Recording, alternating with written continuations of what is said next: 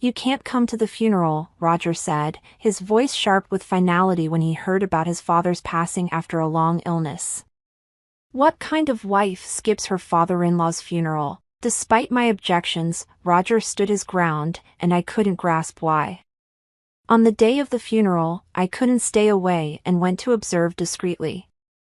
There, I saw Roger seated with a woman I didn't recognize at the family's side. I was stunned and puzzled, wondering who she was and what was happening. The truth that would soon unfold was even more shocking than I could have imagined. I'm Catherine, 30 years old. I've been married to Roger, a 35-year-old office worker, for 3 years now. We don't have children yet.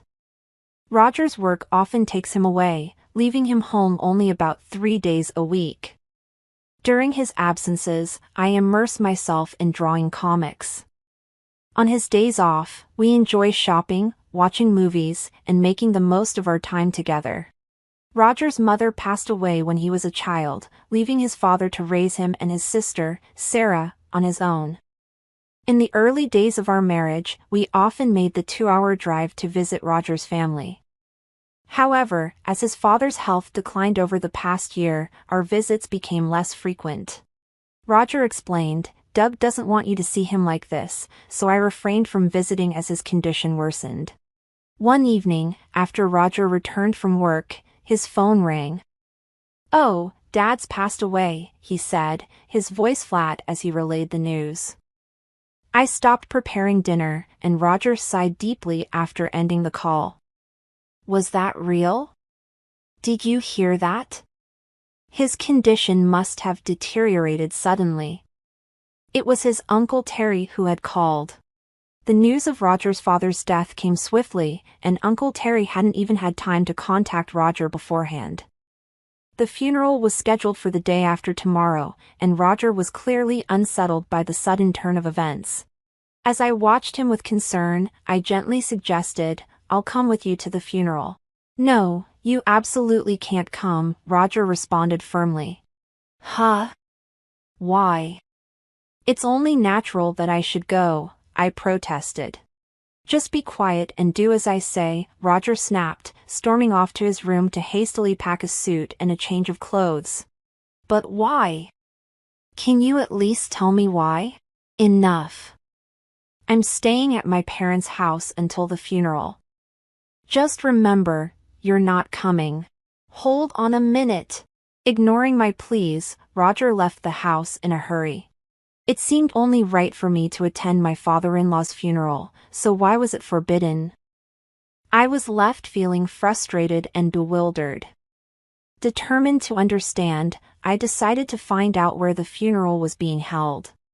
I called my sister-in-law Sarah, who I rarely spoke to, but her tone was unexpectedly distant. "How do you know about our father's death, Catherine?" she asked. "I heard it from Roger." It's surprising that he's already contacted you," Sarah said, her voice laced with confusion. Our conversation felt disjointed, but I was too focused on attending the funeral to worry about it. Despite Roger's instructions, I was determined to say my final goodbye. "I understand, but it's important for me to be there," I pleaded. "My father-in-law has passed away. I need to be there." After a brief silence, Sarah agreed, "All right, but you must keep this between us, okay?" She then provided me with the location and time of the funeral but instructed, "Arrive after the service has started and find a seat where you won't draw attention." I didn't fully understand why I was being kept in the shadows, but I managed to arrange bereavement leave from work and prepared to go. Following Sarah's advice, I arrived at the funeral a bit late. To my surprise, I saw an unfamiliar woman seated next to Roger in the chief mourner's spot. Who is she? Why is she sitting next to my husband? In a daze, unsure of what was unfolding, I quietly took a seat in the back row of the venue. As I settled in, I overheard whispers from the seats in front of me.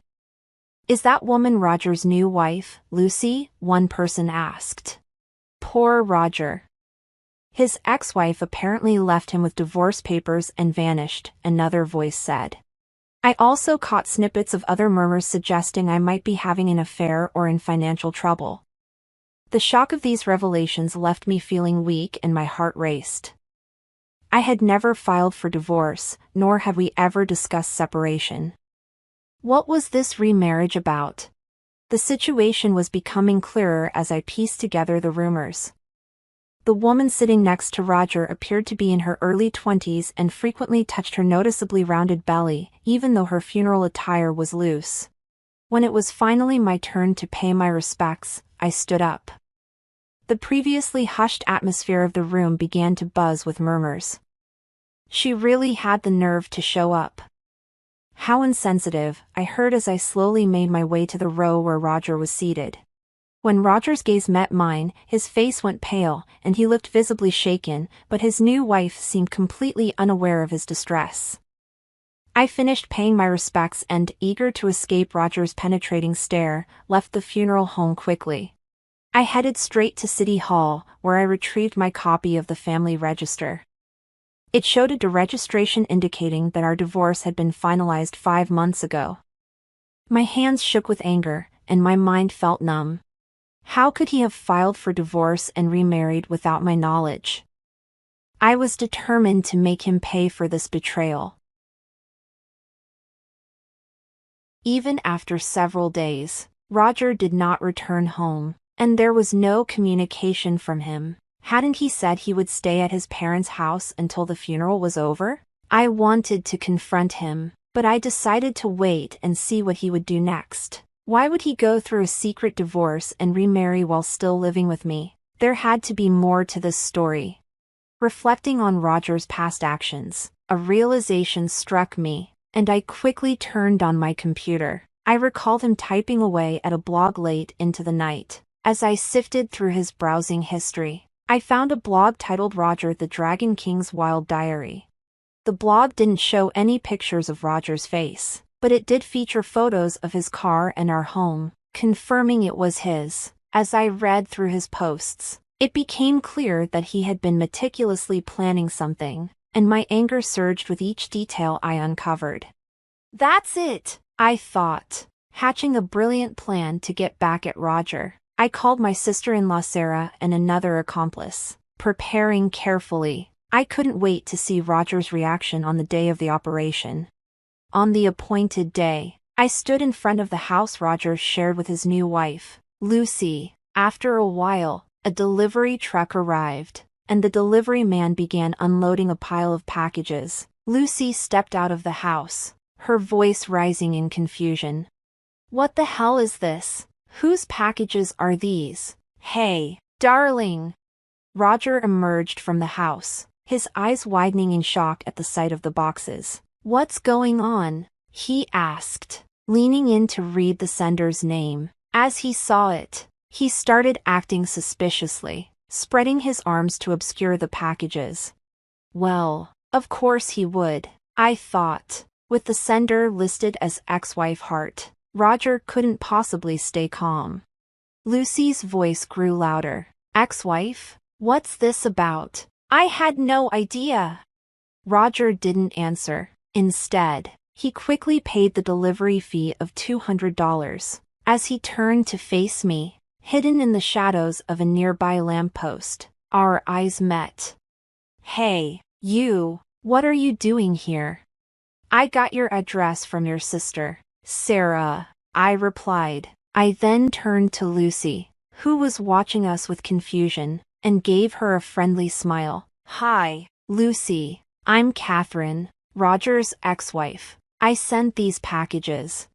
I'm sorry to surprise you like this. Roger filed for divorce 5 months ago without telling me." I showed Lucy our marriage certificate, which took her by surprise. She then invited me inside, suggesting we discuss things without causing a scene outside. Once in the living room, I ignored my trembling husband next to Lucy and addressed her directly. "Lucy, when did you start dating Roger?" "About a year ago. He told me he was single," Lucy said. "I can't believe this," I replied, struggling to process the situation. "That's quite something. So he's been deceiving both of us." I said, noting Roger's casual demeanor.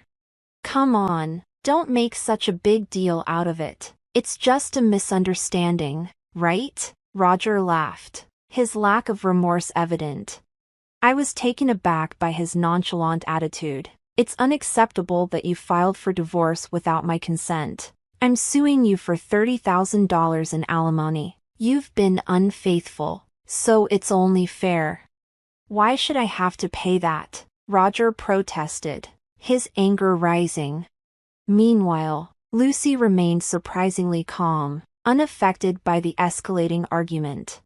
Well, don't be so stingy. Just pay her, darling. After all, you're the boss, so $30,000 shouldn't be a big deal, right?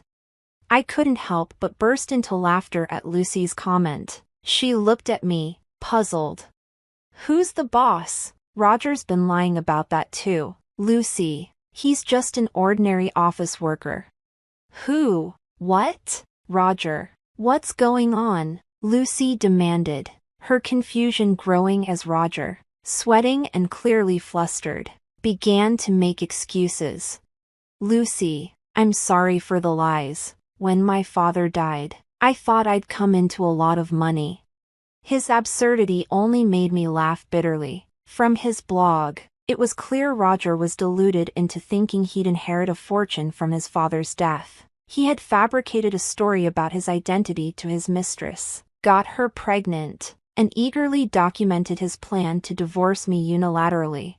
As I slammed the printed pages of his blog onto the table, the doorbell rang. Roger opened the door to find his Uncle Terry standing there. There's no way you'd inherit anything, you fool. In fact, Terry was the other person I had contacted, aside from Sarah. Before arriving at Roger and Lucy's house, I had called Terry on my cell phone and had him listen to our entire conversation. You told our family that Catherine left you after having an affair and filed for divorce, didn't you? Roger faltered, clearly unable to fabricate a convincing excuse, and began to get defensive. That's not entirely. Just because you've made up a story doesn't mean you're entitled to inherit anything. You've been disinherited. It's got nothing to do with the estate. Huh? What are you talking about? According to Terry, Roger had persistently demanded money from my in-laws. When my father-in-law refused, Roger would insult him and sometimes even resort to physical abuse. Realizing his end was near, my father-in-law had preemptively disinherited Roger. Wait a minute, so you're saying I'm not getting any of the inheritance? I have debts because I was relying on my father's money. What am I supposed to do? That's what you deserve, I said, feeling a grim satisfaction. If your father wanted you to become a responsible person, that's why he decided not to give you any money. Can't you understand his reasoning? So give me the inheritance, and I'll become more responsible, Roger pleaded, his desperation evident. The more Roger spoke, the more my disgust grew, and it seemed Lucy shared my sentiments. You told me you were a CEO. That's why I got involved with you. I have no interest in a broke man, Lucy said with disdain. Lucy, please don't say that. The baby's about to be born, Roger begged. Lucy sighed heavily and glared at Roger. I'll give birth and raise the child on my own. All I need from you is alimony and child support. Lucy, please forgive me, Roger sobbed, but I wasn't about to show him any mercy. And you'll also owe me alimony, I added firmly. That's impossible. I don't have that kind of money, Roger said, his voice tinged with desperation. Oh, I got it, Catherine. Let's try again, he proposed, his audacity clear. What? You had the nerve to file for divorce and now you want to remarry? I was incredulous. Please, I'm begging you. We can work together to repay the debt, Roger pleaded. Are you serious? Infuriated by Roger's selfishness, I shook him off and stormed out of the house with Terry. Shortly after, Lucy served Roger with divorce papers, demanding $20,000 in alimony and $500 a month in child support. My sister-in-law Sarah informed me that, in addition to the $30,000 in alimony I had demanded, Roger was overwhelmed with debt from the mortgage on the house he shared with Lucy. He was reportedly working tirelessly from dawn till dusk to keep up with his financial obligations. Meanwhile, I was reveling in my newfound freedom. Sarah, who was once my sister-in-law, and I have become close friends, and when she stays over, we have a blast catching up and chatting. To add to my joy, a comic strip I created based on my ex-husband's blog posts has gone viral on social media. I'm thrilled to be preparing it for publication, with excitement building as I brainstorm potential titles for the comic. I'm thoroughly enjoying my new, carefree life.